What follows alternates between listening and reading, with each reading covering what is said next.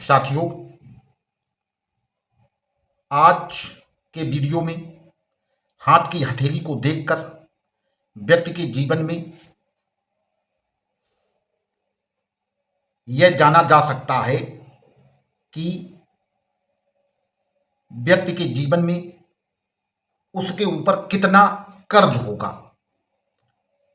हाथ की रेखा अगर वो बनती है तो उस व्यक्ति के ऊपर कर्ज के बोझ से वो दबा रहेगा।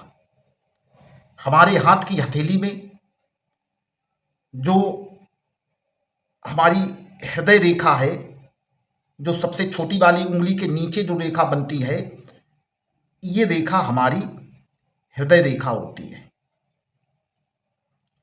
ये रेखा हमारी भाग्य रेखा है। ये रेखा जीवन रेखा है और जीवन रेखा से ही एक रेखा निकलती है, ये हमारे हाथ में मस्तिष्क रेखा होती है। जो सबसे छोटी वाली उंगली है, उसके बाद जो उंगली है दूसरे नंबर की, इसके नीचे का जो ये क्षेत्र है, ये क्षेत्र सूर्य पर्वत का क्षेत्र होता है। ये हाथ में सूर्य रेखा बनी हुई है। जिस व्यक्ति के हाथ में सूर्य रेखा हृदय रेखा को ना छुए और इस तरीके से भाग्य रेखा में मिले,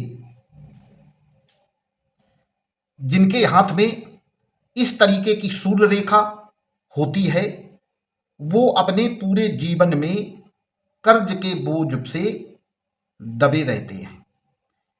ये जो रेखा है, ये रेखा कर्ज के बोझ में दाबे रहती है। व्यक्ति आज कर्ज लेगा, कल चुकता कर देगा, इसके बाद फिर उसके ऊपर कर्ज हो जाएगा। ये कर्ज के बोझ को दर्शाती है।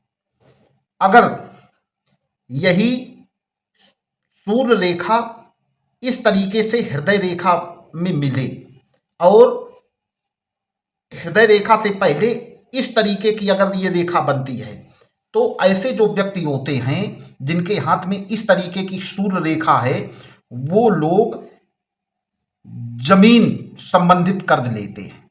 इनके पास हो सकता है कि इनके विचार मन में आए कि हम अपनी प्रॉपर्टी बना लें, और ये लोग कर्ज लेके प्रॉपर्टी बना लेते हैं। लेकिन फिर ऐसी जिनके हाथ में रेखा होती है, उनकी प्रॉपर्टी बिक नहीं पाती है, और जब प्रॉपर्टी बिकती नहीं है तो ये कर्ज के बोझ से दबे रहते हैं। साथियों, ये जो रेखा है, ये बहुत महत्वपूर्ण रेखा होती है। ये व्यक्ति के, जब व्यक्ति कर्ज के बोझ से दबा हुआ होगा तो वो दिमाग से भी डिस्टर्ब होगा,